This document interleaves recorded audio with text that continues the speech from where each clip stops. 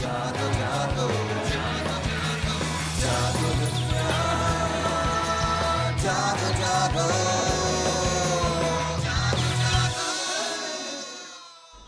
Welcome back once again جاگو دنیا. آپ دیکھ رہے ہیں سندس جمیل اور فاروق حسن کے ساتھ.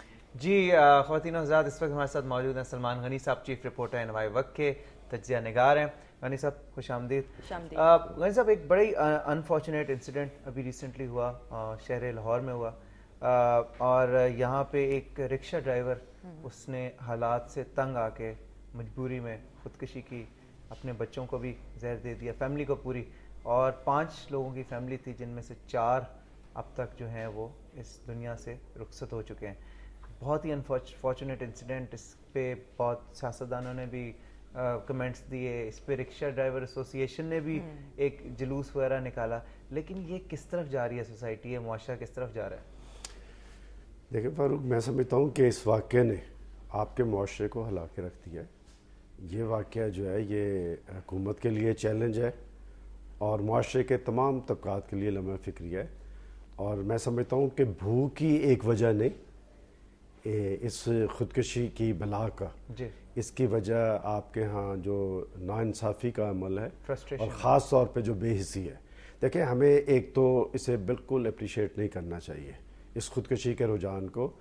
اور بہت بڑا المیہ یہ ہے کہ 2004 سے 2010 تک تقریباً 11,000 لوگ خودکشی کر چکے ہیں. اعداد و شمار ہیں یہ حکومت کی ایک رپورٹ کے. یہ سارا کچھ کیوں ہے؟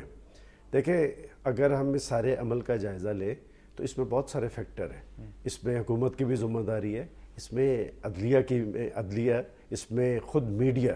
دیکھیں، ہمیں اس رجحان کو پروموٹ نہیں کرنا چاہیے کہ خودکشی کو اسلام نے کیوں حرام قرار دیا ہے، کہ بات یہ کہ چیلنج کو فیس کرنا چاہیے. غنی صاحب، لیکن آپ فیملیز کے ساتھ جو ہے نا اجتماعی، وہ پچھلے دنوں بھی ایک ہوا تھا وہ جو چھری، میں صرف یہ کہنا چاہ رہا ہوں، آپ نے ایک بڑی انٹرسٹنگ بات کی ہے، اور وہ یہ ہے کہ بس میں کوئی شک نہیں ہے کہ حالات کو بہت پرفیکشن کی طرف نہیں ہے.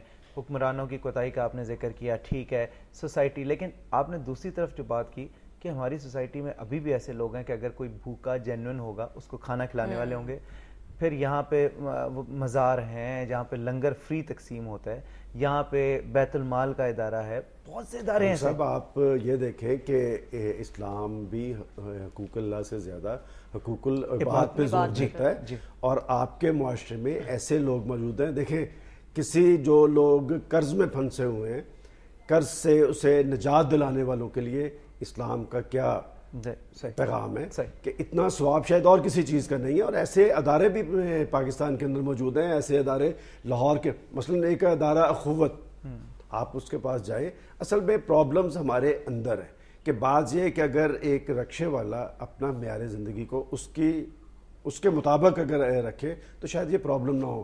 آپ دیکھیں کہ اس نے سود پہ رقم لی، اور آپ یہ دیکھیں کہ ہر مرنے والے کو 10-10 لاکھ 20-20 لاکھ.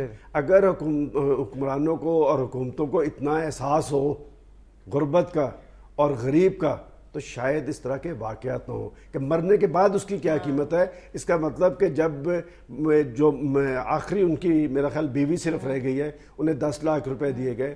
اس طرح اور بھی کئی معاملات ہیں کہ پرائم منسٹر صاحب نے بھی اپنا حصہ بٹانا ہے. کیا آپ CM صاحب کے سیکشن کو کنڈیم کر رہے ہیں جو انہوں نے 10 لاکھ کی اناؤنسمنٹ؟ میں یہ بات نہیں کر رہا، میں حکمرانوں کی ذمہ داری کے اچھا غنی صاحب، میں یہاں پہ سوری آپ کی بات کو انٹرپٹ کری. میرا سوال یہی ہے جو ایک عام انسان کے اس وقت ذہن پہ آ رہا ہوگا کہ جس طرح CM صاحب نے 10 لاکھ روپے دینے کا اعلان کیا، this is not a permanent solution. یہ 10 لاکھ روپے کتنے کی عرصہ چل جائیں گے؟ چلے سال چل جائے گا، 2 سال 5 سال چلے ایٹ دا موسٹ، لیکن اس کے بعد پھر کیا ہوگا؟ اس کے بعد پھر دوبارہ سے وہی سچویشن. 10 لاکھ دینے سے زیادہ اچھا عمل یہ تھا کہ انہوں نے خبر سنی تو وہاں پر ہاسپٹل پہنچ گئے.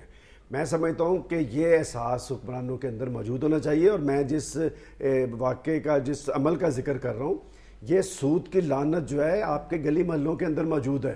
اب سود کے بغیر کوئی کسی کو رقم دینے کے لیے تیار نہیں ہے جب تک حکومت اپنے قوانین پر خود عمل پیرا نہیں ہوگی. کہ آپ دیکھیں کہ منی لینڈنگ ایکٹ موجود ہے پنجاب میں، کہ آج تک کس کے خلاف کارروائی ہوئی ہے. اور لاہور کے اندر میں سینکڑوں نہیں ہزاروں لوگ ہیں جو اس کام کے اندر ملوث ہیں، اور وہ جکڑ لیتے ہیں کہ 15,000 کے سود پہ 15,000 روپے پہ 30,000 روپے سود. اور بات یہ کہ اس نے اپنے بچوں کو بھی زہر کھلا دیا. اس میں حکومت بھی ذمہ دار ہے اس میں عوام بھی ذمہ دار ہیں، اس میں میڈیا بھی ذمہ دار ہے.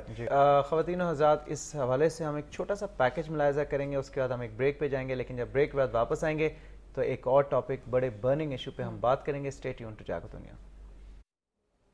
2.5 سالہ علی رضا ہر غم اور پریشانی سے بے نیاز اپنی کھیل میں مصروف ہے. اس معصوم کو یہ بھی معلوم نہیں کہ اس کے والد نے غربت اور تنگ دستی کے باعث اس کی 3 بہنوں اور ماں کو زہر دے کر خودکشی کر لی. اکبر علی چنگچی رکشہ چلا کر اپنے اہل خانہ کا پیٹ پالتا تھا، لیکن روز بروز بڑھتے ہوئے اخراجات نے اس کو 2 وقت کی روٹی کا بھی محتاج کر دیا. اکبر علی کے والد حاجی اسلم نے بتایا کہ گزشتہ روز جب اکبر علی گھر آیا تو کچھ دیر بعد ہی اس کی اور اہل خانہ کی طبیعت ناساز ہو گئی اور ان کو ہسپتال لے جایا گیا، لیکن بہت دیر ہو چکی تھی. ہماری ڈاکٹرز نے ہر ممکن کوشش کی، رات سے ہم لوگ کوشش کر رہے ہیں. اکبر علی کی بڑی بہن کا کہنا ہے کہ انہیں نہیں معلوم کہ ان کے بھائی اور اس کے خاندان کو کس نے زہر دیا ہے. مالی بدحالی اور فاقہ کشی سے پریشان اکبر علی نے اپنے گھر والوں کو زہر دے کر مارنے کی کوشش اس بات کی نشاندہی ہے کہ پاکستانی معاشرے میں غربت نہیں، غریب مارے جا رہے ہیں.